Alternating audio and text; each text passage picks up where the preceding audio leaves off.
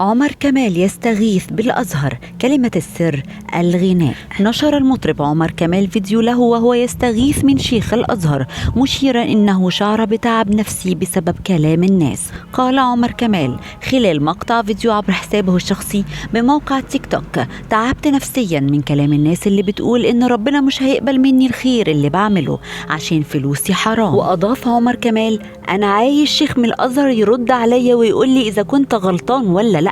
لو غلطان هبطل أعمل خير تاني، بالرغم إني شايل مسؤولية فرقتي وعيلتي كلها.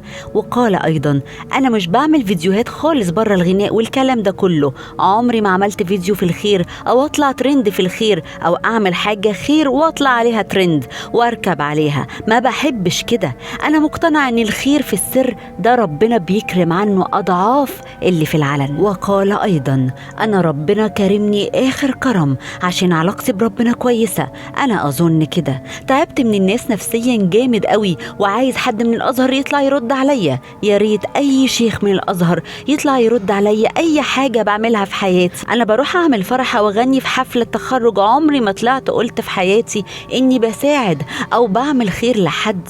واختتم عمر كمال: شايل مسؤولية فرقتي وعيلتي كلها وفاتح أكتر من 50 أو 60 بيت، غير الناس اللي حواليا شايل مسؤوليتها. طب أنا فلوسي حرام، الناس اللي بتنتقد بقى عملت إيه في حياتها؟ ساعدت ناس أو دفعت فلوس عمليات أو دفعت إيجار لحد؟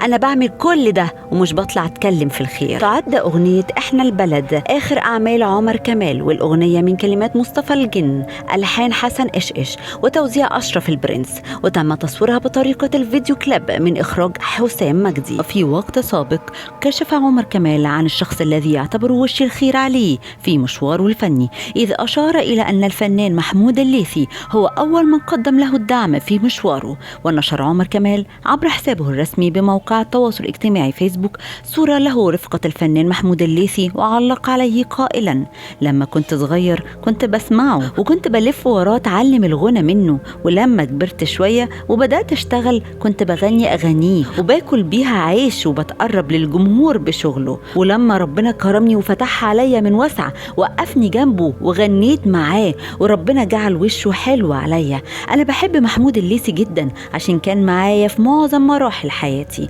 20 سنة محمود الليثي حاجة أساسية في يومي، ربنا يخليك ليا وما يحرمنيش من وجودك في حياتي. وشاركنا برأيك، هل اللي هو بيعمله ده غلط ولا صح؟